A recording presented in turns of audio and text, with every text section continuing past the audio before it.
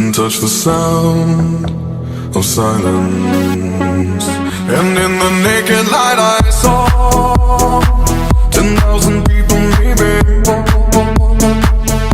people talking without speaking, people hearing without listening, people writing songs that voices never share, and no one dared disturb the sound of silence.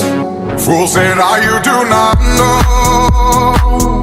Silence like a cancer grows. Hear my words and I might teach you. Play my arms and I might reach you. But my words, like silent raindrops, fell and echoed in the wells of silence.